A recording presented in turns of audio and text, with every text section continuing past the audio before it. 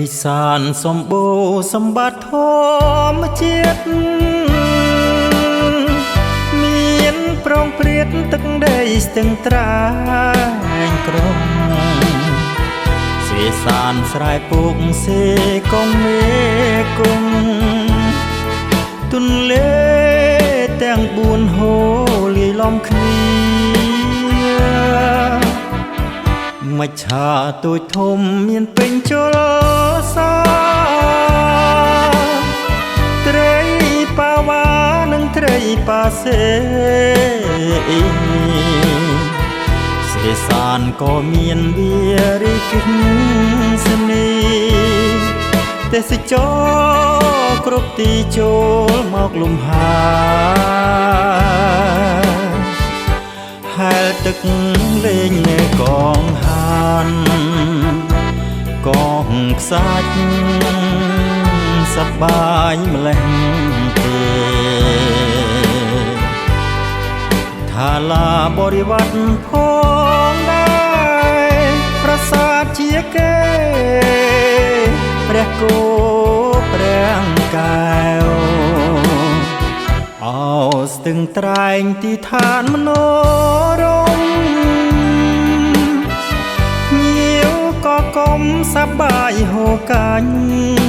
ជ្រាវសូមភ័ក្រមិត្តជាប់ព្រំដែនលាវតាក់ទាញចិត្តភ្ញៀវគួរចង់ទេសនា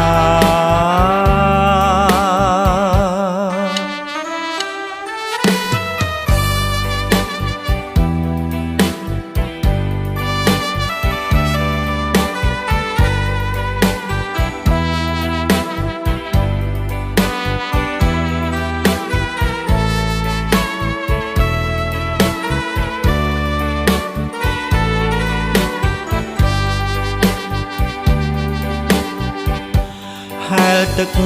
លេងនៅកងហានកងខ្សាច់សប្បាយម្លេះទេថាឡាបរិវត្តផងដែរប្រាសាទជាគេព្រះគោព្រះកែវ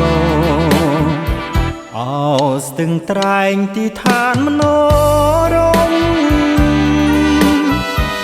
ញៀវក៏កុំសប្បាយហូរកាញ់ជ្រាវសូមភ័ក្រមិត្តជាប់ព្រំដែនលាវតាក់ទាញចិត្តភ្ញៀវគួរចង់ទេសនាគួរចង់ទេសនាទៀងសនាស្ទឹងត្រែង